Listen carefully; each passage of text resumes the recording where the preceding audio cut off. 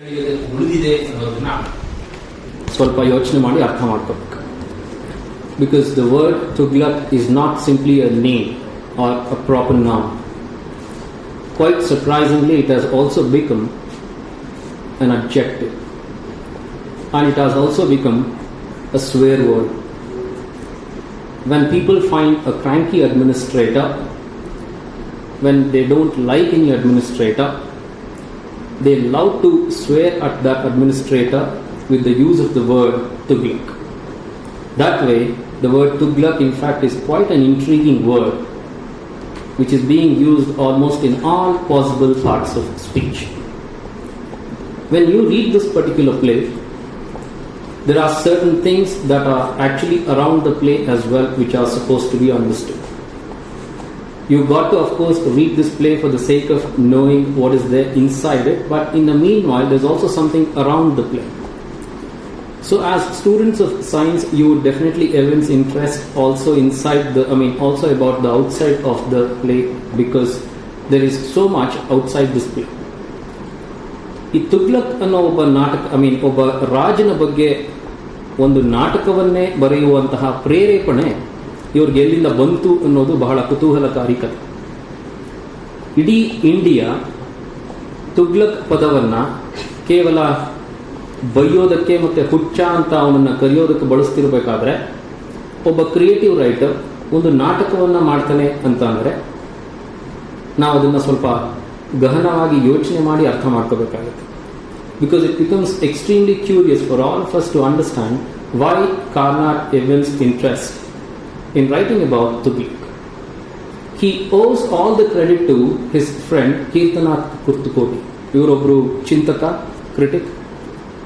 ಒಂದ್ಸಲ ಯಾವುದೋ ಒಂದು ಪುಸ್ತಕಕ್ಕೆ ಮುನ್ನುಡಿ ಬರೀಬೇಕಾದ್ರೆ ಕುರ್ತುಕೋಟಿ ಒಂದು ಸಣ್ಣ ಗ್ರೀವೆನ್ಸ್ ಅನ್ನ ಬರ್ಕೊಂಡಿರ್ತಾರೆ. ಏನಂದ್ರೆ, ಭಾರತದ ಸಾಹಿತ್ಯಗಳಲ್ಲಿ ಇತಿಹಾಸದ ಅವಲೋಕನ ಮಾಡುವಂತಹ ಒಂದು ಕೆಲಸ ನಡೆದಿಲ್ಲ ಅಂತ ಹೇಳ್ತಾರೆ. ಇತಿಹಾಸದ ಅವಲೋಕನ ಹೇಗಾಗಬೇಕು ಅಂತಂದ್ರೆ, ವರ್ತಮಾನವನ್ನ ಅರ್ಥ ಮಾಡಿಕೊಳ್ಳುವ ರೀತಿನಲ್ಲಿ ಇತಿಹಾಸ ಮರು ಅರ್ಥವನ್ನ ಪಡ್ಕೋಬೇಕು ಅಂತ. You are suppose to reinterpret the past for the sake of knowing your present better, and nobody so far in Indian creative writing has done it, is what Kurtukoti said. So this became quite an impacting sentence for a writer like Karnad, who thought of doing something with regard to Tughlaq. Because Tughlaq becomes extremely important because he was already written off by almost all historians as a mad king. He was written off by all historians as a foolish king. But still, there's something which haunted Karnad. How come a person of that particular stature could become completely foolish or stupid? And how could he make such decisions? There's something that must have definitely stirred him to make such decisions. ಒಂದು ನಿರ್ಧಾರ ಮಾಡಬೇಕು ಅಂತಂದ್ರೆ ಏನೋ ಒಂದು ಕಾರಣ ಇರಬೇಕು. ಆ ಕಾರಣಗಳು ಏನು ಅಂತ ಕಾರ್ನಾಡ್ ಯೋಚನೆ ಮಾಡಬೇಕಾದ್ರೆ ಅವರಿಗೆ ಅವರ ವಾಸ್ತವ ಪರಿಸ್ಥಿತಿ ಅವರಿಗೆ ಒಂದಷ್ಟು ಪುಷ್ಟಿಯನ್ನ ಕೊಡುತ್ತೆ. When Karnad was trying to think about Tughlaq, quite fortunately for him, his contemporary situation started to give him some extra food for thought. And that contemporary situation in fact was dominated by Jawaharlal Nehru.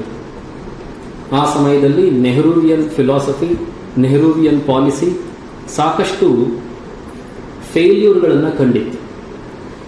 ನಮ್ಮ ಕಣ್ಣಿಗೆ ನೆಹರು ಕಾಣಿಸ್ಕೊಳ್ಳೋದು ಒಬ್ಬ ಅದ್ಭುತ ಕಲಾಕಾರನಾಗಿ, writer ಆಗಿ, ಚಿಂತಕನಾಗಿ.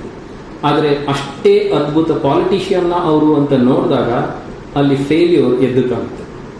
ಯಾಕಂತಂದ್ರೆ, when people were struggling for freedom, there were a lot of sacrifices, lots of bloodshed, and of course, quite fortunately for India, in the year 1947, India gained its freedom. So there was that moment of euphoria in India. People were ecstatic, people were free, and they could do anything. And here is a prime minister who came with a lot of ambition, Mahatvakanksha. And he wanted to do so much because he was a well-learned guy. He was well educated. And parallel to Nehru, you have another well-learned, well-read, educated king called Muhammad bin Tughlaq. ಇಬ್ರು ಸಹ ಓದಿದವರು ಮತ್ತೆ ಫಿಲಾಸಫಿಯನ್ನ ತಿಳ್ಕೊಂಡಂಥವ್ರು, ತತ್ವಜ್ಞಾನಿಗಳು. ಓದ್ಕೊಂಡಿದ್ರು, ಮತ್ತೆ ತಾತ್ವಿಕ ಚಿಂತನೆ ಇವರಿಂದ ಸಾಧ್ಯ ಇತ್ತು. ಸಮಸ್ಯೆ ಏನಪ್ಪಾ ಅಂತಂದ್ರೆ, ಈ ತಾತ್ವಿಕ ಚಿಂತಕರಿಗೆ ಪವರ್ ಸಿಕ್ಕಾಗ ಏನಾಗುತ್ತೆ ಅನ್ನೋದೇ ಈ ಪರ್ಟಿಕ್ಯುಲರ್ ನಾಟಕದ ಸಾರಾಂಶ. ಅಂದ್ರೆ when somebody is so well read and somebody is so philosophical and when he is invested with power, what happens to his power or what happens to his image? Because power is something quite curious. What you are without a power, without power, will not be equal to what you would become when you are given power. ಈ ಅಧಿಕಾರ ಅನ್ನೋದು ಸಿಗೋದಕ್ಕೆ ಮುಂಚೆ ನಾವು ಒಬ್ಬ ವ್ಯಕ್ತಿಯಾಗಿ ಜನರ ಕಣ್ಣಿಗೆ ಕಾಣುವ ರೀತಿ ಏನಿರುತ್ತೆ ಅದಕ್ಕೂ ಮತ್ತೆ ಅಧಿಕಾರ ಸಿಕ್ಕ ನಂತರ ನಾವೇನಾಗ್ತೀವಿ ಅನ್ನೋದಕ್ಕೆ ತಾಳೆ ಮಾಡಿ ನೋಡಿದ್ರೆ ವ್ಯತ್ಯಾಸಗಳು ಬಹಳ ಸಿಕ್ಕುತ್ತೆ, ಒಂದೇ ತರ ಇರೋದಿಲ್ಲ. ಹಾಗಾಗಿ ನೆಹರುಗೆ ಬಹಳನೇ ಆಕಾಂಕ್ಷೆಗಳಿದ್ವು, ಭಾರತಕ್ಕೆ ಸಾಕಷ್ಟು ಅಭಿವೃದ್ಧಿಯನ್ನು ತರಬೇಕು ಅಂತ ಸಾಕಷ್ಟು ಪಾಲಿಸಿಗಳನ್ನ ಮಾಡ್ತಾರೆ. He tries to formulate a lot of policies and all that he had on his mind was economic development. And another thing that he hinted at was secularism, because India is one nation which in fact was haunted by communal riots and communal killings, and India had actually become partitioned precisely because of communal issues. And when Nehru became the Prime Minister, he wanted certain amount of secularism in the people, so he thought of proposing the idea of making the entire nation not only democratic but also extremely secular. And parallel to Nehru, you have a king who was secular by nature. ಅವನು ಬಹಳ ಜಾತ್ಯತೀತವಾಗಿರಬೇಕು, ಮತ್ತೆ ಯಾವುದೇ ಕೋಮಿಗೆ support ಅನ್ನು ಹೆಚ್ಚು ತೋರಿಸಬಾರದು ಅನ್ನುವ ಒಂದು ಚಿಂತನೆಯನ್ನು ಮಾಡಿದಂತಹ ಒಬ್ಬ ಮಹತ್ವಾಕಾಂಕ್ಷಿ ರಾಜ ತುಗ್ಲಕ್ ಆಗಿದ್ದ. ನೀವು ಈ ನಾಟಕವನ್ನು ಕೈಗೆ ತಗೊಂಡ್ರೆ ನಿಮ್ಮ ಕಣ್ಮುಂದೆ 13 ಸೀನ್ಸ್ ಬರುತ್ತೆ. 13 ಸೀನ್ಸ್ ಇದೆ ಅನ್ನೋದು ಓವರ್ವೆಲ್ಮಿಂಗ್ ಅಲ್ಲ, 13 ಸೀನ್ಸ್ ಇರೋದು ಅಂತ ಯೋಚನೆ ಮಾಡಿದಾಗ in about a short plot or short structure, Karnad has encapsulated almost the whole picture of Tughlaq. And Tughlaq comes before us not only comprehensively but beautifully too. And what Karnad ultimately does with this particular play is he reconstructs the picture of Tughlaq for all of us. He doesn't reiterate the same picture of a mad king for us. Instead, he reconstructs the whole picture of Tughlaq for us. ಇಲ್ಲಿ ತುಗ್ಲಕ್ ನಮಗೆ ಮರುಸೃಷ್ಟಿಯಾಗಿ ಹೊಸ ವ್ಯಕ್ತಿಯಾಗಿ ಕಾಣಿಸ್ತಾನೆ. ಈ ನಾಟಕ ಶುರು ಆಗದೆ scene 1 ನಲ್ಲಿ ಒಂದು ಡಿಕ್ಲರೇಷನ್ ಇಂದನೇ ಶುರುವಾಗುತ್ತೆ.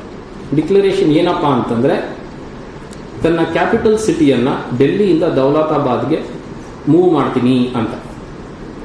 ಇದು ಒಂದು ಆಂಬಿಷಿಯಸ್ ಡಿಸಿಷನ್ ತಪ್ಪಲ್ಲ, ಎಕ್ಸಿಕ್ಯೂಷನ್ ನಲ್ಲಿ ಸಮಸ್ಯೆಗಳು ಉಂಟಾಗುತ್ತೆ.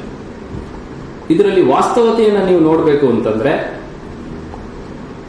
ನಮ್ಮ ಭಾರತ ದೇಶದಲ್ಲಿ ಇತ್ತೀಚೆಗೆ ಒಂದು ಘಟನೆ ಸಂಭವಿಸುತ್ತೆ.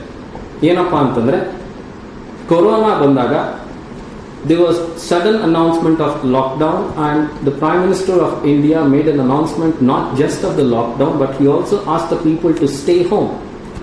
And there was mortal fear in the people about this coronavirus, and they all feared the people who had come from outside, and there was a disastrous consequence that was entailed to the announcement made by the Prime Minister. And that disastrous consequence was there were a lot of people in Karnataka who had come from other states for livelihood, and suddenly they were homeless and they had to get back home. And when you are going back home, remember this, it's not simply the question of going back home, you need proper transport for it. And the Prime Minister had not only announced the lockdown, he had also withdrawn all facilities precisely to make sure that the virus will not transfer from one person to another. Because of this, there were almost lakhs of people who had to travel back home from Karnataka on foot. And here is one scene that is very much equivalent to what happened when Muhammad bin Tughlaq wanted all his people to move from Delhi to Daulatabad. And he had a simple logic here. He wanted his capital city to be a little away from the foreign invaders. And he thought his state or his capital city was actually vulnerable because it was too close for the foreign invaders, and he wanted to somehow get into the actual middle part of India to ensure safety for himself and for the people. ಇದನ್ನು ಅರ್ಥ ಮಾಡ್ಕೊಳ್ಳಿ. This particular tale is not simply about Tughlaq. It's about Tughlaq, it's about Tughlaq, a great king who saw his own downfall because of his mahatvakankshe, because of his ambition. ಅವನ ತಲೆಯಲ್ಲಿ ಓಡುತ್ತಿದ್ದಂತಹ ವಿಚಾರಗಳು ಯಾವ ಮಟ್ಟದಲ್ಲಿ ಇರ್ತಿತ್ತು ಅಂತಂದ್ರೆ ಅದರ ಎಕ್ಸಿಕ್ಯೂಷನ್ ಜನರನ್ನ ಕೆಳಗಡೆಗೆ ಪರ್ಕ್ಯುಲೇಟ್ ಆಗ್ತಾ ಇರಲಿಲ್ಲ.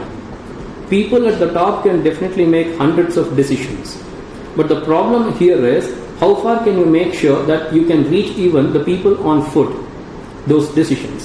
ಮೇಲ್ ಕೂತ್ಕೊಂಡು ನಿರ್ಧಾರಗಳನ್ನ ಮಾಡೋದು ಬಹಳ ಸುಲಭ.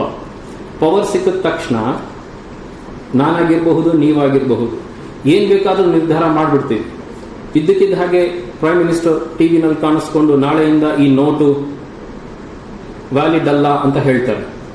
ನಮಗೆ ಡಿಮಾನಿಟೈಸೇಷನ್ ಅಂದ್ರೆ ಏನು ಅಂತ ಅರ್ಥ ಆಗಲಿಕ್ಕೆ 1 ವರ್ಷ ಬೇಕಾಗುತ್ತೆ. ಆದರೆ ಅದರ ಸಫರಿಂಗ್ ಹೇಗಿರುತ್ತೆ ಅಂತಂದ್ರೆ, ಸಿಂಪಲ್ ಎಕ್ಸಾಂಪಲ್ ಕೊಡ್ಬೇಕಂತಂದ್ರೆ, a colleague of mine of Bellary university had once gone to Dharmasthala.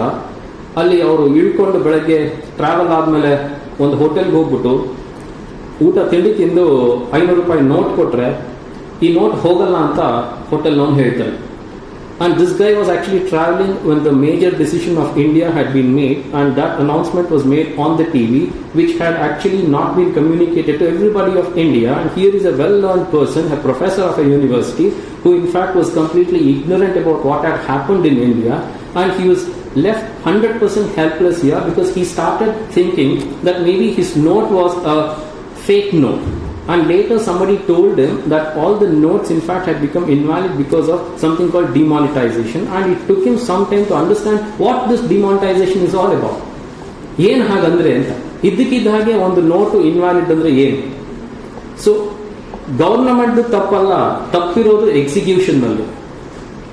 Government ಏನ್ ಡಿಸೈಡ್ ಮಾಡುತ್ತೆ, ಈ ನೋಟ್ಗಳನ್ನ ನಾವು ನಿಲ್ಲಿಸಿದ್ರೆ ಅದರಿಂದ ಬೇರೆ ಫೇಕ್ ನೋಟ್ಗಳನ್ನ ಪ್ರಿಂಟ್ ಮಾಡುವಂತಹ ಒಂದು ಕಾರ್ಯ ನಿಲ್ಲುತ್ತೆ, ಮತ್ತೆ ಟೆರರಿಸಂ ಆಕ್ಟಿವಿಟೀಸ್ಗೆ ಫಂಡ್ ಮಾಡ್ತಿರೋರಿಗೆ ಒಂದಷ್ಟು ಕತ್ತರಿ ಹಾಕ್ತಾಗುತ್ತೆ ಅಂತ ಹೇಳಿ ಡಿಮಾನಿಟೈಸೇಷನ್ ಮಾಡ್ತಾರೆ. So there is a very good purpose behind the act of demonetisation, but unfortunately it was not all that successful because people in fact found it to be a brutal decision, an inhuman decision. And same thing happened even for Tughlaq. And he very humbly makes the announcement by saying to the people that he would not force anybody to move to Dawlatabad. Instead, it's only optional, and anybody is willing to come with me to Dawlatabad, you are welcome anta ಬಹಳ humble ಆಗಿ ಅವನು ಎಲ್ಲರನ್ನೂ ಆಹ್ವಾನ ಮಾಡಿ ಕರೀತಾನೆ. ಆದರೆ ಸಮಸ್ಯೆ ಬರೋದೇನಪ್ಪಾ ಅಂತಂದ್ರೆ, ಇವನಿಗೆ ಹೋಗ್ಲಿಕ್ಕೆ ಆನೆಗಳಿರುತ್ತೆ, ಕರ್ಕೊಂಡು ಹೋಗ್ಲಿಕ್ಕೆ ಸಾಕಷ್ಟು ಜನ ಆಳುಗಳಿರ್ತಾರೆ. ಆದ್ರೆ ಜನ ಹೇಗೆ ಹೋಗ್ಬೇಕು ಅಂದ್ರೆ ಡಿಸಿಷನ್ಸ್ ಹೇಗಿರುತ್ತೆ ಅಂತಂದ್ರೆ, ಒಂದ್ಸಲ ಹಿಟ್ಲರ್ ಇದೇ ತರದೊಂದು ಡಿಸಿಷನ್ ಮಾಡ್ತಾರೆ. ವಾರ್ಸಾ ಅನ್ನೋ ಪ್ಲೇಸ್ಗೆ ಜೂಗಳೆಲ್ಲ ಬಂದು ಸೇರ್ಕೋಬೇಕು, ನಾವು ಅಲ್ಲಿ ನಿಮ್ಗೆ ಸಪರೇಟ್ ವ್ಯವಸ್ಥೆ ಮಾಡಿದೀವಿ ಅಂತ ಅನೌನ್ಸ್ ಮಾಡ್ತಾನೆ. ಇಲ್ಲಿ when it is a person like Hitler, you have to understand that you are talking about a dictator. And a dictator like Hitler makes the decision ಅಂತ ಅಂದ್ಮೇಲೆ there is nothing like question, because we are actually talking about people who enjoyed absolute power. In India, you have democracy, so nobody can claim absolute power. But these are the ones who actually had absolute power, meaning they were 100% unquestionable. ಅವ್ರನ್ನ ಯಾರು ಪ್ರಶ್ನೆ ಮಾಡಕ್ಕಾಗ್ತಾ ಇರಲಿಲ್ಲ. Hitler ಮಾಡಿದಂತಹ ನಿರ್ಧಾರ ಏನಿತ್ತು, ಎಲ್ಲರೂ Warsaw ಅನ್ನೋ ಒಂದು ಜಾಗಕ್ಕೆ ಬರಬೇಕು ಅಂತ, ಬರೋದು ಹೇಗೆ ಅಂತ ಅವನೇನು ಹೇಳಿರ್ಲಿಲ್ಲ, ಬರಬೇಕು ಅಂತ ಮಾತ್ರ ಹೇಳ್ತಾನೆ. ಅದೇ ತರ ತುಗ್ಲಕ್ ಸಹ ನಿರ್ಧಾರವನ್ನ ಮಾಡ್ತಾನೆ, ಬರಬೇಕು ಅಂತಾನೆ, ಇಂಥ ದಿನ ಹೊರಡಬೇಕು ಅಂತ ಹೇಳ್ತಾನೆ. ಆದ್ರೆ ಹೇಗೆ ಹೋಗ್ಬೇಕು ಅನ್ನೋದು ಗೊತ್ತಿಲ್ಲ. ಯಾವಾಗ ಜನಕ್ಕೆ ಹಸಿವಿನ ಸಮಸ್ಯೆ ಕಾಡುತ್ತೆ, ಸಾವಿನ ಸಮಸ್ಯೆ ಕಾಡುತ್ತೆ, ರೋಗದ ಸಮಸ್ಯೆ ಕಾಡುತ್ತೆ, ಅವಾಗ ನೀನು ಯಾವುದೇ ಮಹತ್ವಾಕಾಂಕ್ಷೆ ಹೊಂದಿರುವ ರಾಜನಾಗಿದ್ರೂ ಸಹ ನೀನು ಅವರ ಕಣ್ಣಲ್ಲಿ ಒಬ್ಬ ಅಮಾನವೀಯ ದೊರೆ.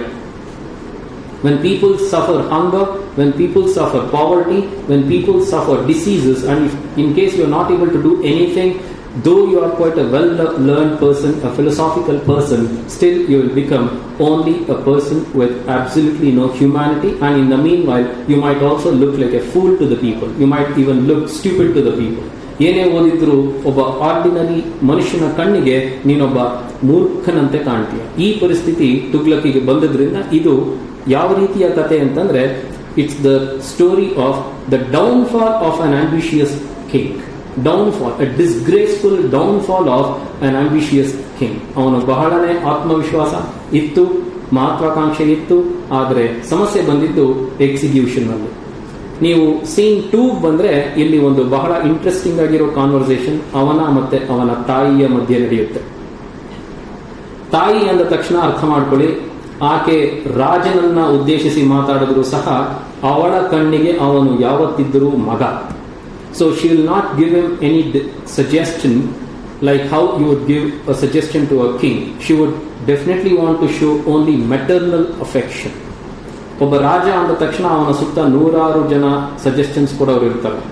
ಹಾಗೇನೆ ತಾಯಿನೂ ಸಹ ಒಬ್ಳು.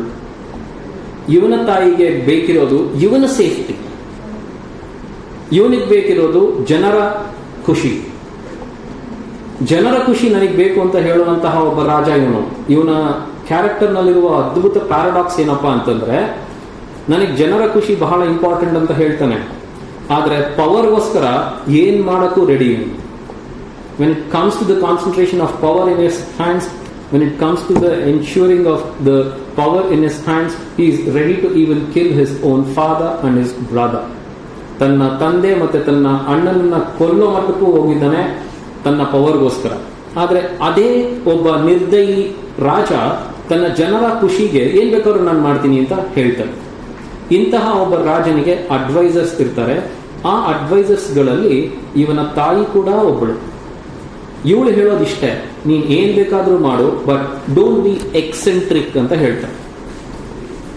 Because I am hearing rumours about you becoming more and more eccentric, and becoming eccentric is not really good for a king, because that would definitely entail a lot of enmity to you ಅಂತ. ನೀನು ಹುಚ್ಚುಚ್ಚಂಗ್ ಆಡ್ತಾ ಇದ್ರೆ, ತಲೆ ಪ್ರತಿಷ್ಠೆ ಮಾಡಿಕೊಂಡು ಬೇಕಾಬಿಟ್ಟಿ decisions ಮಾಡ್ತಾ ಇದ್ರೆ, ಅದರಲ್ಲಿ ಸಾಕಷ್ಟು ಶತ್ರುತ್ವ ಹುಟ್ಕೊಳ್ಳುತ್ತೆ ಅಂತ ಹೇಳ್ತಾಳೆ. ಆಗ ಇನ್ನೊಂದು ಭಯವನ್ನ ಆಕೆ ವ್ಯಕ್ತಪಡಿಸ್ತಾಳೆ. ಅದೇನಂತಂದ್ರೆ, ಒಬ್ಬ ರೆಬಲ್ ಹುಟ್ಕೊಂಡಿರ್ತಾನೆ, ಒಬ್ಬ ರೆಬಲ್. ಅದನ್ನ ಜ್ಞಾಪಕ ಇಟ್ಕೊಳ್ಳಿ. ಈ ಮೊಘಲ್ ಹೆಸರುಗಳನ್ನ ಜ್ಞಾಪಕ ಇಟ್ಕೋಬೇಕು ನೀವು.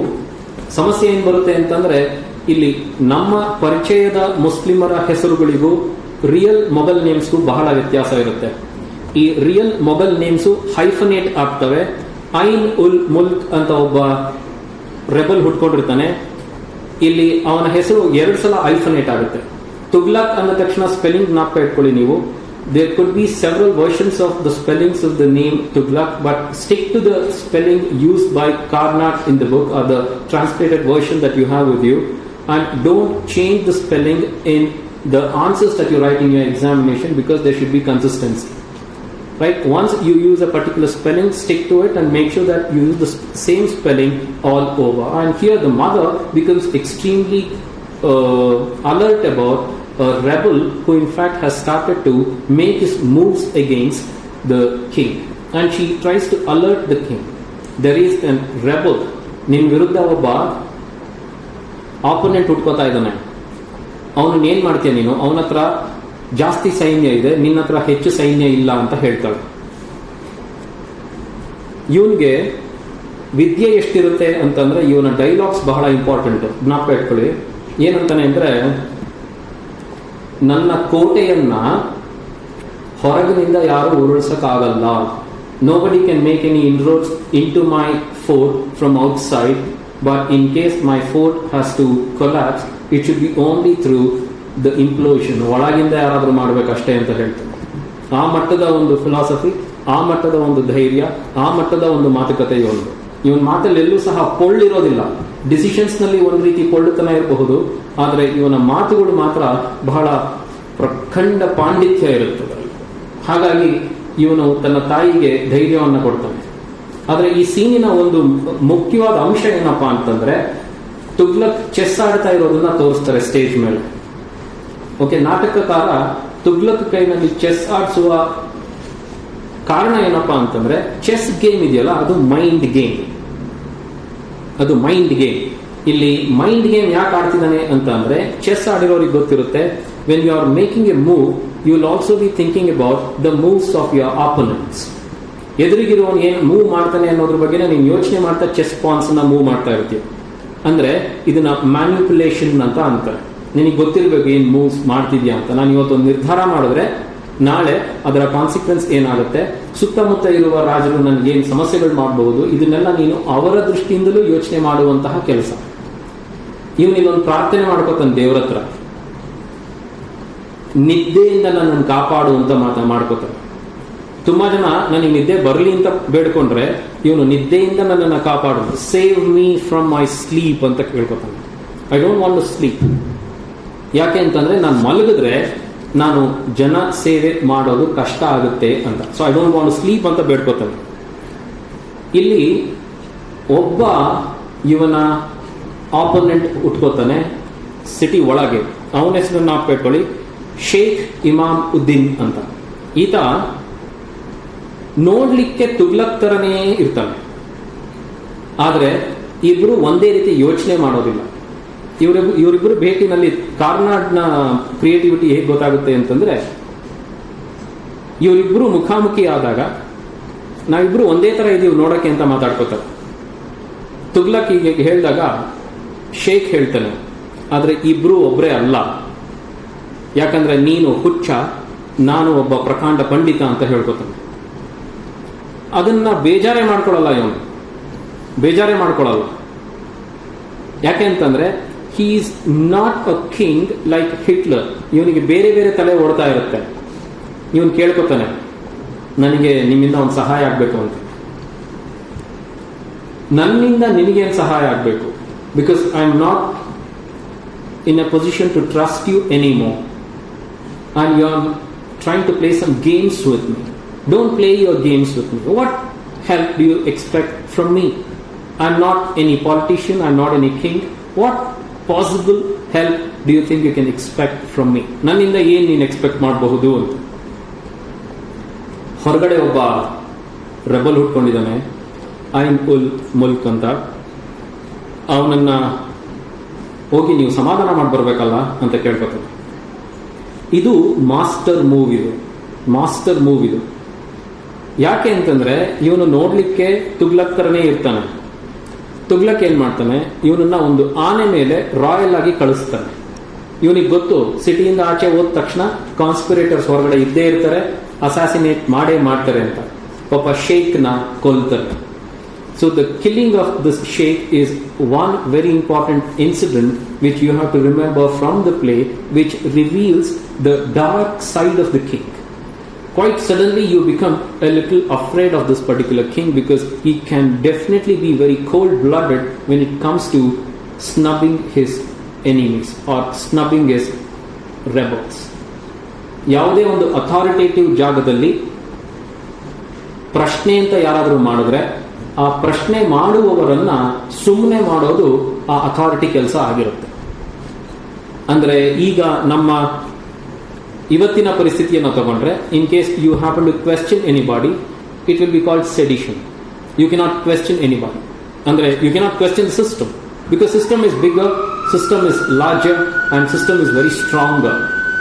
And when you want to question the system, you got to have a lot of clout around you. If you are just an individual, it will be like a war between the individual consciousness versus the collective consciousness. And you cannot win over the collective consciousness because that is always dominated by the military power, that is dominated by money, that is dominated by all the structures of the society. And you being just one individual cannot do much for the sake of executing your ideas as an individual. So what happens to this sheikh is something that is quite similar to what happens in our country or anywhere where authority is more important. Dictator ಅಂದ್ರೆ ಏನು ಅನ್ನೋದಕ್ಕೆ ಒಂದು ಸಣ್ಣ ನಾವೆಲ್ ಇದೆ. Gabriel Marquez ಅನ್ನೋ ಬರೆದಿರೋ ಒಂದು beautiful novel, the autumn of the patriarch ಅಂತ ಅದು ಪುಸ್ತಕದ ಹೆಸರು. ಅದರದ್ದು ಕತೆ ಹೇಗಿದೆ ಅಂತಂದ್ರೆ, ಅಲ್ಲೂ ಸಹ ತುಗ್ಲಕ್ ತರದ ಒಬ್ಬ ರಾಜ ಬರ್ತಾನೆ. ಅವನನ್ನ ಕೊಲ್ಲಬೇಕು ಅಂತ ಬಹಳಷ್ಟು ಪಿತೂರಿಕೋರರು ಸಂಚನ್ನ ಮಾಡ್ತಾರೆ. ತುಗ್ಲಕ್ನ ಸಾಯಿಸಬೇಕು ಅಂತಲೂ ಸಂಚನ ಮಾಡುವ ಒಂದು ಇನ್ಸ್ಟೆನ್ಸ್ ಈ ಪರ್ಟಿಕ್ಯುಲರ್ ಪ್ಲೇಯಲ್ಲೂ ಬರುತ್ತೆ. ದ ಆಟಮ್ ಆಫ್ ದ ಪೇಟ್ರಿಯಾರ್ಕ್ ನಲ್ಲಿ ಒಬ್ಬ ಡಿಕ್ಟೇಟರ್ ಇರ್ತಾನೆ. ನಾನು ಹೇಳಿದಾಗೆ ಅವನನ್ನ ಕೊಲ್ಲಬೇಕು ಅಂತ ಸಂಚು ಮಾಡ್ತಾರೆ. ಇದು ಅವನ ಕಿವಿಗೆ ಬೀಳುತ್ತೆ, ನನ್ನನ್ನು ಕೊಲ್ಲಲಿಕ್ಕೆ ಕೆಲವರು ಪಿತೂರಿ ಮಾಡಿದ್ದಾರೆ ಅಂತ. ಆ ಪಿತೂರಿ ಮಾಡಿರೋರನ್ನ ಕರೀತಾನೆ ತನ್ನ ಆಸ್ಥಾನಕ್ಕೆ. ಎಲ್ಲರೂ ಒಂದು ಊಟ ಮಾಡೋಣ ಬನ್ನಿ ಅಂತ. ಇವರು ಒಂದಷ್ಟು ಜನ ಇರ್ತಾರೆ, ಖುಷಿಯಾಗಿ ಹೋಗ್ತಾರೆ. ಆದರೆ ಇವರನ್ನ ಪಿತೂರಿ ಮಾಡಲಿಕ್ಕೆ ಸಜ್ಜುಗೊಳಿಸಿದ ಇವರ ಲೀಡರ್ ಒಬ್ಬ ಕಾಣಿಸ್ತಾ ಇರೋಲ್ಲ. ಅದಕ್ಕೆ ಆ ಡಿಕ್ಟೇಟರ್ ಹೇಳ್ತಾನೆ, ಅವನು ನಮ್ಮನ್ನು ಜಾಯಿನ್ ಆಗ್ತಾನೆ, ನೀವು ಊಟ ಶುರು ಮಾಡಿ ಅಂತ. ಓ ಫೈನ್, ಊಟ ಶುರು ಮಾಡ್ತೀವಿ ಹಾಗಾದ್ರೆ ಅಂತ. ಒಂದು ದೊಡ್ಡ ಕಾರ್ಟ್ನಲ್ಲಿ ಊಟನ ತಳ್ಕೊಂಡು ಬರ್ತಾರೆ. ಇವರಿಗೆ ತುಂಬಾ ಖುಷಿ ಆಗುತ್ತೆ. They are ecstatic because the king in fact is serving them delicious food. ಊಟ ಅವ್ರ ಮುಂದೆ ಬಂದ ಮೇಲೆ ಆ ಊಟವನ್ನ ಮುಚ್ಚಿರುವ ಹೊದಿಕೆಯನ್ನ ರಿಮೂವ್ ಮಾಡ್ತಾರೆ.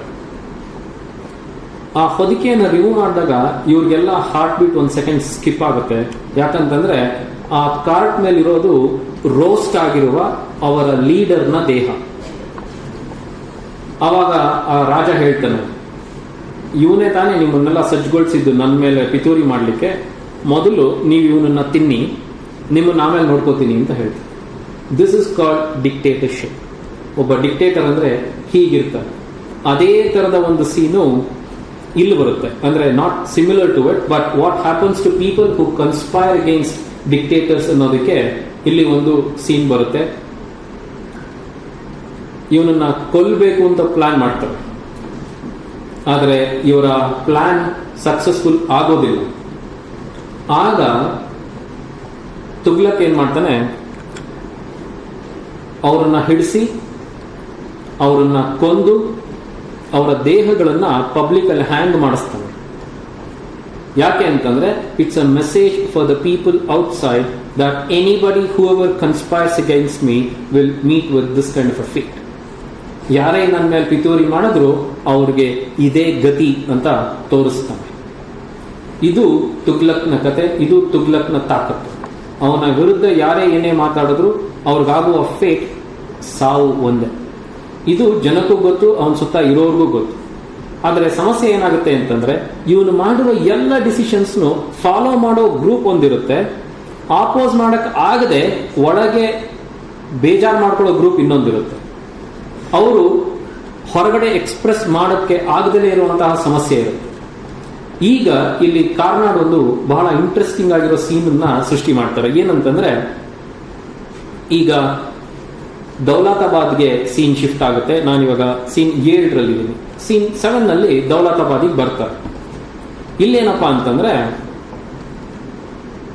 ಹಿಂದೂಗಳಿಗೂ ಮುಸ್ಲಿಮರಿಗೂ ಒಂದು ಸಾಮರಸ್ಯ ಆಗಲಿಂದಲೂ ಸಮಸ್ಯೆ ಇದ್ದದ್ದೇ ಅನ್ನೋದನ್ನ ಇಲ್ಲಿ ಸ್ವಲ್ಪ ಕ್ರಿಯಾತ್ಮಕವಾಗಿ ತೋರಿಸ್ತಾರೆ. ಏನ್ ಮಾಡ್ತಾರೆ ಅಂತಂದ್ರೆ ಒಬ್ಬ ಇವನ ವಿರುದ್ಧ ಅಂದ್ರೆ ತುಗ್ಲಕ್ ವಿರುದ್ಧ ಪಿತೂರಿ ಮಾಡುವವ ಅಜೀಜ್ ಅಂತ ಒಬ್ಬ ಇರ್ತಾನೆ, ಆಜಮ್ ಅಂತ ಒಬ್ಬ ಇರ್ತಾನೆ. ಇವರಿಬ್ರು ಹಿಂದೂಗಳನ್ನೆಲ್ಲ ಎತ್ಕಟ್ತಾ ಇರ್ತಾರೆ. ಏನಾಗೋಗುತ್ತೆ, ಇಲ್ಲಿ ಈ ಸೆಕ್ಯುಲರ್ ಆಗಿರ್ಬೇಕು ನಾನು ಅಂತ ಇವನು ಆದಷ್ಟು ಹಿಂದೂಗಳ ಪರ ಇದ್ದೀನಿ ಅಂತ ತೋರಿಸ್ಕೊತಾ ಇರ್ತಾನೆ ಅಥವಾ ಕೆಲಸ ಮಾಡ್ತಾ ಇರ್ತಾನೆ. ಆದರೆ ಇವನ ಎಲ್ಲ ಪ್ರಯತ್ನಗಳನ್ನ ನಲ್ಲಿಫೈ ಮಾಡುವಂತಹ ಕೆಲಸವನ್ನ ಇವನ ಕೆಳಗಿರುವ ಪಿತೂರಿಕೋರರು ಮಾಡ್ತಾ ಇರ್ತಾರೆ. ನೀವು ಈಗ ರಾಮಾಯಣಕ್ಕೆ ಹೋದ್ರೆ ರಾವಣನನ್ನ ಸೋಲಿಸುವಂತಹ ತಾಕತ್ತು ಯಾರಿಗೂ ಇರಲಿಲ್ಲ, ರಾಮನ್ ಬಿಟ್ಬಿಡಿ. ಆದರೆ ಪ್ರಾಬ್ಲಮ್ ಯಾಕಾಗುತ್ತೆ ಅಂತಂದ್ರೆ ವಿಭೀಷಣ ರಾಮನ ಆಸ್ಥಾನದಿಂದ ರಾವಣನ ಆಸ್ಥಾನದಿಂದ ರಾಮನನ್ನ ಸೇರ್ಕೊಂಡಿರಲಿಲ್ಲ. So there is a conspirator, ಮೋಸ ಆಗೋಗುತ್ತೆ. ಇದೇ ರೀತಿಯ ವಂಚನೆ ತುಗ್ಲಕ್ಗೂ ಆಗುತ್ತೆ. ಅವನಿಗೆ ಮಹತ್ವಾಕಾಂಕ್ಷೆ ಇದೆ, 108 ಕನಸುಗಳಿದೆ, 108 ಡಿಸಿಷನ್ಸ್ ಮಾಡ್ತಾನೆ. ಆದರೆ ಪ್ರಾಬ್ಲಮ್ ಏನಾಗುತ್ತೆ ಅಂತಂದ್ರೆ ಎಕ್ಸಿಕ್ಯೂಷನ್ ಸಮಸ್ಯೆ ಬರುತ್ತೆ. ಯಾಕೆ ಅಂತಂದ್ರೆ ಅವನ ಎಕ್ಸಿಕ್ಯೂಟ್ ಮಾಡಬೇಕಾಗಿರೋ ಬಾಡಿ ಯಾವಾಗಲೂ ವೀಕ್ ಇರುತ್ತೆ. ಯಾಕಂದ್ರೆ ಅಲ್ಲಿ ಕೆಲವರು ಮೋಸ ಮಾಡೋರು ಇರ್ತಾರೆ. ಇದು ಪವರ್ ನಲ್ಲಿರುವ ಎಲ್ರಿಗೂ ಅನುಭವ ಆಗುವಂಥದ್ದು. ಹಾಗಾಗಿ ಹಿಟ್ಲರ್ ಏನ್ ಮಾಡ್ತಿದ್ದ ಅಂತಂದ್ರೆ ಅವನು ಯಾರನ್ನು ನಂಬ್ತಾ ಇರಲಿಲ್ಲ. ಒಬ್ರಿಗೊಂದು ಅಸೈನ್ಮೆಂಟ್ ಅಂತ ಕೊಟ್ರೆ ಅವ್ರನ್ನ ಫಾಲೋ ಮಾಡಕ್ ಇನ್ನೊಬ್ಬರನ್ನ ಬಿಡೋನು. ಜಸ್ಟಪೋಗಳು ಅಂತ ಒಂದ್ ಕಡೆ ಇದ್ರೆ ಸೀಕ್ರೆಟ್ ಸರ್ವಿಸ್ ಪೊಲೀಸ್ ಅಂತ ಇನ್ನೊಂದ್ ಕಡೆ ಇರೋರು. ಆ ರೀತಿ ಅವನು ಎಕ್ಸಿಕ್ಯೂಟ್ ಮಾಡಿದ್ದಕ್ಕೆ ಅವನು ತುಗ್ಲಕ್ಗಿಂತ ಮೋರ್ ಸಕ್ಸಸ್ಫುಲ್ ಅವನ ಪ್ಲಾನ್ಗಳನ್ನ ಎಕ್ಸಿಕ್ಯೂಟ್ ಮಾಡೋದ್ರಲ್ಲಿ. ಬಟ್ ತುಗ್ಲಕ್ ಇಷ್ಟೆಲ್ಲ ಮಾಡಿರಲಿಲ್ಲ. ಹಾಗಾಗಿ ಡಿಸಿಷನ್ ಮಾಡೋನು ಸುಮ್ಮನೆ ಆಗೋನು. ಈಗ ದೌಲತಾಬಾದಿಗೆ ನಾವು ಬಂದಾಗ ಏನಾಗಿರುತ್ತೆ, the whole city in fact is ridden with pain, suffering, death, diseases, everything. ಸಾವು, ರೋಗ, ಬಡತನ, ಬರೀ ಬೆಗ್ಗರ್ಸ್, ಬರೀ ಇದೇ ಕಾಣ್ತಾ ಇರುತ್ತೆ. ಇದು ಯಾವ ರೀತಿ ಇರುತ್ತೆ ಅಂತಂದ್ರೆ almost it looks like the war ridden country. ಯುದ್ಧ ಮುಗಿದಿರುವ ಸಂದರ್ಭ ಕಾಣ್ತಾ ಇರುತ್ತೆ. ಎಲ್ಲೂ ಸಹ ಯಾವುದೇ ಸಹಾಯ ಸಿಕ್ಕೋದಿಲ್ಲ. ಇವನು ಇನ್ನೊಂದು ತೀರ್ಮಾನ ಮಾಡ್ತಾನೆ, ಜನಕ್ಕೆ ಸಹಾಯ ಆಗಲಿ ಅಂತ, ಜನಕ್ಕೆ ಸಹಾಯ ಆಗಲಿ ಅಂತ. ಕಾಪರ್ ಮತ್ತೆ ಸಿಲ್ವರ್ ಯಾವುದೇ ವ್ಯತ್ಯಾಸ ಇಲ್ಲ ಇನ್ ಮುಂದೆ ಅಂತ ತೀರ್ಮಾನ ಮಾಡ್ತಾನೆ. ಇದು ಬ್ಯೂಟಿಫುಲ್ ಅಂತ ಅನ್ಸುತ್ತೆ. Basically it's not really an unreasonable decision, but unfortunately the people who don't follow the decision properly will make the decision look like a foolish one. ಇವನು ಯಾವಾಗ ಈ ರೀತಿಯ ಒಂದು ತೀರ್ಮಾನವನ್ನ ಮಾಡ್ತಾನೆ, ಆ ಪರ್ಟಿಕ್ಯುಲರ್ ತೀರ್ಮಾನ ಸಮಸ್ಯೆಯನ್ನು ತಂದೊಡ್ಡದು ಯಾವಾಗ ಅಂತಂದ್ರೆ, ಪ್ರತಿ ಹಿಂದೂ ಮನೆಯಲ್ಲಿ ಕಾಪರ್ ನಾಣ್ಯಗಳನ್ನ ಒತ್ತುವ ಅಥವಾ ಕ್ರಿಯೇಟ್ ಮಾಡುವ ಮಿಂಟ್ಗಳು ಶುರುವಾಗ್ತವೆ. ಇದರಿಂದ ಇವನಿಗೆ ಹೆಚ್ಚು ಸಮಸ್ಯೆ ಶುರುವಾಗುತ್ತೆ. ಅವ್ರ ಅಮ್ಮನಿಗೆ ಇದು ಭಯ ಶುರುವಾಗುತ್ತೆ. ಇದರಿಂದ ಏನಾದರೂ ಮಾಡಿ ನನ್ನ ಮಗನನ್ನ ಕಾಪಾಡಬೇಕು ಅಂತ ಫೂಲಿಶ್ ಅಡ್ವೈಸರ್ಸ್ ಅವನ ಸುತ್ತ ಇರಬಾರ್ದು ಅಂತ ಒಂದು ತೀರ್ಮಾನವನ್ನ ಮಾಡಿ ಇವನ ಆಪ್ತನನ್ನೊಬ್ಬಳನ್ನ ಸಾಯಿಸ್ಬಿಡ್ತಾನೆ, ನಜೀಬ್ ಅಂತ. ನಜೀಬನ ಸಾವು ನಮ್ಮ ತುಗ್ಲಕ್ನನ್ನ ಬಹಳ ಕಾಡುತ್ತೆ ಮತ್ತೆ ಅವನನ್ನ ಸಾಕಷ್ಟು ಡಿಸ್ಟರ್ಬ್ ಮಾಡುತ್ತೆ. ಈ ಹೆಂಗಸು ತಾನೇ ಹೋಗಿ ಹೇಳ್ಕೊತಾಳೆ, ನಿನಗೋಸ್ಕರ, ನಿನ್ನ ಒಳಿತಿಗೋಸ್ಕರ ನಜೀಬನನ್ನ ನಾನೇ ಮುಗಿಸಿದ್ದು. ಇಲ್ಲಿ ತಾಯಿ ಯಾಕೆ ಸ್ಟೆಪ್ ಮದರ್, ಬಟ್ ಅವನನ್ನ ಸಾಕಿರ್ತಾಳೆ ತಾಯಿ. ಅವಳನ್ನು ಬಿಡಲ್ಲ. He will stone her to death. So there is a very intriguing character here before us. He struggles so much for the well-being of his people. But unfortunately, he also is extremely vicious when it comes to the retention of his power. And there is a very interesting conversation between Tughlaq and his mother. Before this, she asks him to change his decision of giving equal value to the copper coins which are equated with the silver ones. ಅದನ್ನ decision ವಾಪಸ್ ತಗೋ ಅಂತ ಹೇಳ್ತಾಳೆ. Problem ಏನಾಗುತ್ತೆ, ನೀವು power ಅಲ್ಲಿ ಇದ್ರೆ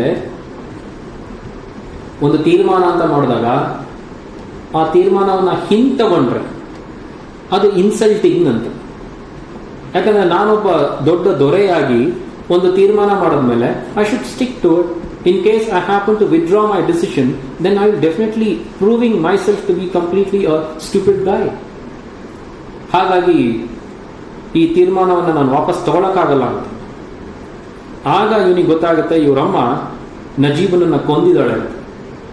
ಇದಾದ ನಂತರ ತನ್ನ ತಾಯಿಯನ್ನ ಕೊಲ್ಲಿಸಿದ ನಂತರ ಬರಾನಿ ಅಂತ ಒಬ್ಬ ಕ್ಯಾರೆಕ್ಟರ್ ಬರ್ತಾನೆ. ಇವನ ಹಿಸ್ಟಾರಿಯನ್, ಇವನನ್ನ ಬಹಳ ಆಪ್ತ. ಈತನ ಜೊತೆನಲ್ಲಿ ಒಂದು ಇಂಟ್ರೆಸ್ಟಿಂಗ್ ಕಾನ್ವರ್ಸೇಷನ್ ಆಗುತ್ತೆ. ಅವನೊಂದು ಮಾತಾಡ್ತಾನೆ ತುಗ್ಲಕ್ಗೆ, ಕಾರ್ನಾಡ್ ಎಷ್ಟು ಕ್ರಿಯೇಟಿವ್ ರೈಟರ್ ಅನ್ನೋದಕ್ಕೆ ಇಲ್ಲಿ ಗೊತ್ತಾಗುತ್ತೆ. ನೀವು ಎಲ್ಲಿ ಗುರುತಿಸ್ಕೋಬೇಕು ಅಂತಂದ್ರೆ ಪಂಡಿತರ ಲೈನಲ್ಲಿ ಕುಂಡು ಗುರುತಿಸ್ಕೋಬೇಕು, ಹೆಣಗಳ ಮಧ್ಯೆ ಅಲ್ಲ ಅಂತ ಹೇಳ್ತಾನೆ. You are not suppose to get any recognition in the line of corpses. You are supposed to gain all your recognition in the line of well-learned individuals because you are a learned guy. ನೀನು ಓದಿರುವಂಥವನು ಅಂತ ಬರಾನಿ ಹೇಳ್ತಾನೆ. ಆಗ ಈತ ಒಂದು confession ಮಾಡ್ಕೋತಾನೆ. ಏನು ಅಂತಂದ್ರೆ, ನನಗೆ ಗೊತ್ತಿಲ್ಲ ನಾನು ಏನೇನು ಕೆಲಸ ಮಾಡ್ತಿದ್ದೀನಿ ಅಂತ. ನನ್ನ ತಾಯಿ ನಿಜವಾಗ್ಲೂ ತಪ್ಪೆಸಗಿದ್ಲೋ ಇಲ್ವೋ ಗೊತ್ತಿಲ್ಲ, ಆದರೆ ಅವಳನ್ನ ನಾನು ಕೊಲ್ಸಿದ್ದೀನಿ. I am not sure whether I am right or wrong. So this particular scene is one indication for all of us that there is certain kind of downfall in the character of Tughlaq. There is a kind of a downfall in his temperament as well, because he was making all the decisions pretty strongly, but there is no conviction as such anymore, because all his decisions are going wayward. His conviction is becoming more and more diluted for the reason that the people are not happy. So the only purpose that he had on his mind when he made all the decisions was to keep his people happy. But when I am not able to make my people happy, when they call me Mad Muhammad, then what's the point in my being a king? And then the strong indication of his downfall is he seeks the mercy of Allah. The moment somebody resorts to God, you should understand that he is a helpless God. Until now, he was resorting only to himself because he had all the power in the world. But when his decisions went wayward, when his decisions were failures, he resorts to God. ದೇವರ ಒಂದು ಮೊರೆ ಹೋಗುವಂತಹ ಕೆಲಸ ಮಾಡ್ತಿದ್ದಾನೆ ಒಬ್ಬ ವ್ಯಕ್ತಿ ಅಂತಂದ್ರೆ ಅವನಿಗೆ ಸೋಲು ಹತ್ರ ಆಗ್ತಿದೆ ಅಂತ ಅರ್ಥ. ಅದಕ್ಕೆ ಕಾರಣ ಈ ಕೊನೆಯ ಸೀನು ಅಂದ್ರೆ ನಾಟಕ ಮುಗಿಯುವ ಹಂತದಲ್ಲಿ ಇವನನ್ನ ದೇವರಿಗೆ ಮೊರೆ ಹೋಗುವ ಹಾಗೆ ಮಾಡ್ತಾರೆ. ಈ ನಾಟಕ ಹೇಗೆ ಮುಗಿಯುತ್ತೆ ಅಂತಂದ್ರೆ ಒಂದು ರೀತಿ ಇವನ ಡಿಸಿಲ್ಯೂಷನ್ಮೆಂಟ್ ನಲ್ಲಿ ಮುಗಿಯುತ್ತೆ. ದಿಗ್ಭ್ರಾಂತಿ, ಏನಾಗ್ತಿದೆ ಅಂತಲೇ ಈತನಿಗೆ ಗೊತ್ತಿರಲ್ಲ. Meaning he has no control over what he has done. So the downfall of any king happens only when there is a large gap between the decisions he makes and the steps he takes to execute those decisions. ತೀರ್ಮಾನ ಮಾಡೋದು ಬಹಳ ಸುಲಭ, ಆದರೆ ಆ ತೀರ್ಮಾನಗಳನ್ನು ಅನುಷ್ಠಾನಕ್ಕೆ ತರೋದಿದೆಯಲ್ಲ ಅದು ಬಹಳ ಕಷ್ಟದ ಕೆಲಸ. ಹಾಗಾಗಿ ತುಘ್ಲಕ್ ನಮಗೆ ಬಹಳ ಮೆಮೊರಿಯಲ್ ಉಳಿಯುವಂತಹ ಮತ್ತೆ ವಾಸ್ತವಕ್ಕೆ ಬೇಕಾಗುವಂತಹ ಒಬ್ಬ ರಾಜನಾಗಿ ಕಾಣ್ತಾನೆ. ಇಲ್ಲಿ ಬರೀ ಹಿಸ್ಟ್ರಿ ಮಾತ್ರ ಇಲ್ಲ, ಕಾಂಟೆಂಪರರಿನಿಟಿ ಕೂಡ ಇದೆ ಅನ್ನೋದನ್ನ ಕಾರಣ ತೋರಿಸ್ತಾರೆ. ಮತ್ತೆ ಕುರ್ತುಕೋಟಿಗೆ ಇಲ್ಲಿ ಟ್ರಿಬ್ಯೂಟ್ ಅನ್ನು ಸಹ ಸಲ್ಲಿಸ್ತಾರೆ. ಇದು ಈ ನಾಟಕ ಸಾರಾಂಶ. Thank you.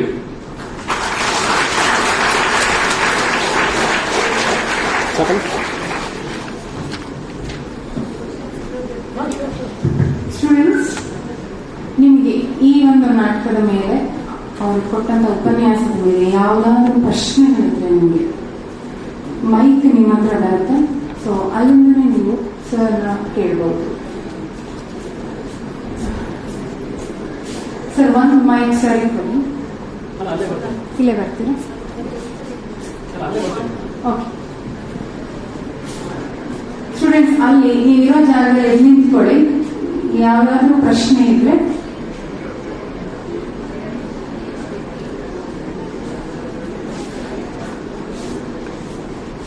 just stand up. Ramu sir.